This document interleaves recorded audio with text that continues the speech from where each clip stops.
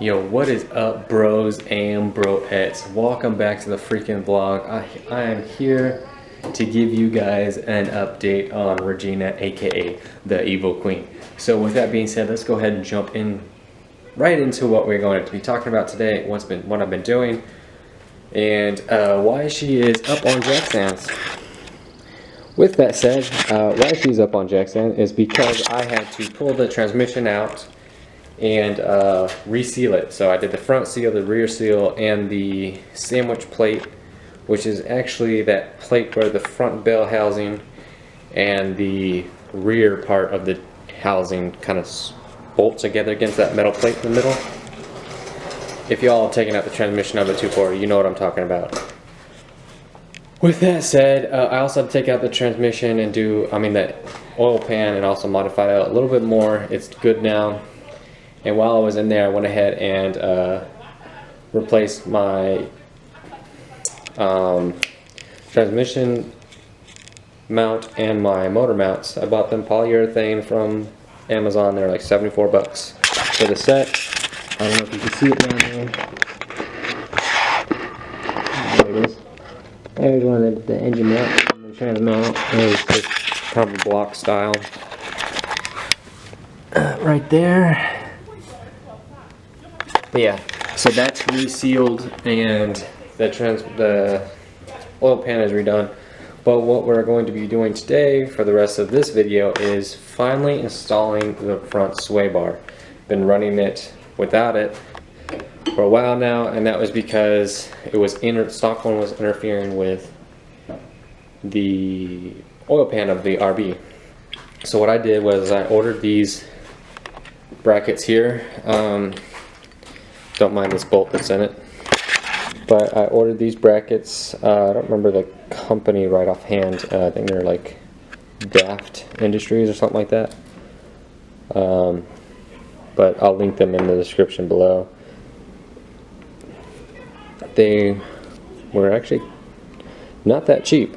These were $79 shipped, so it was either that or spend like $300+ for the Sicky sway bar, and I was like, really don't want to spend that much money on a sway bar. And what we're also going to be doing is changing out these headlights. These are the ones my wife bought me. These are the ones I asked her to buy me, but for some reason this happened to them. I don't know exactly why they hazed up like that. So I ordered these new ones, these blacked out ones, which I think they actually have a clean cutoff line from what I was seeing online. So I'm really excited for these to go in. So first off, let's go ahead and get those brackets installed underneath the car. They basically bolt in right where your stock one bolts in at, and then it pushes it down a 3/4 of an inch and forward. So let's get under the car real quick. Okay, hopefully you can see. Okay.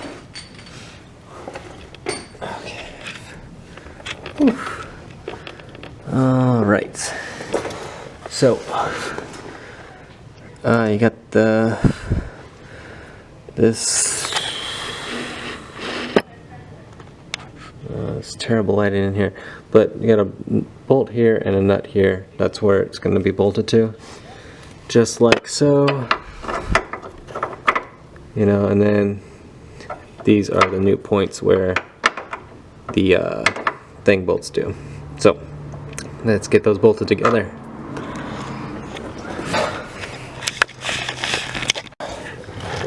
Alright guys, as you can see, brackets are in.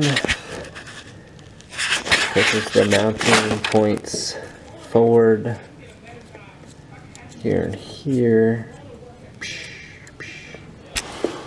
So let me go ahead and get the sway bar bolted to this. It's going to be tricky getting that bolted to the lower control arm with the suspension in full droop, because I have lowering springs on these. I think they're like I don't know how to pronounce them, but they're the red adjustable dampening shocks.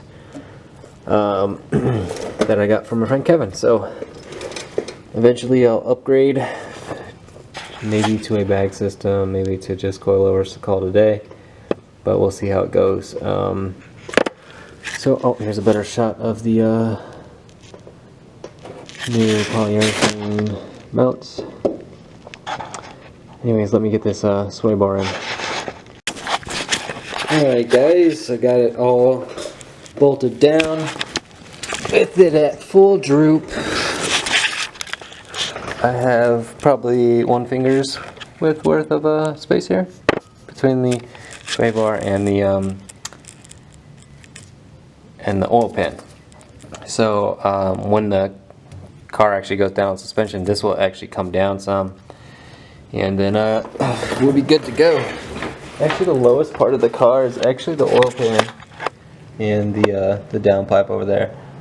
I don't know, I might end up maybe further down the line cutting that and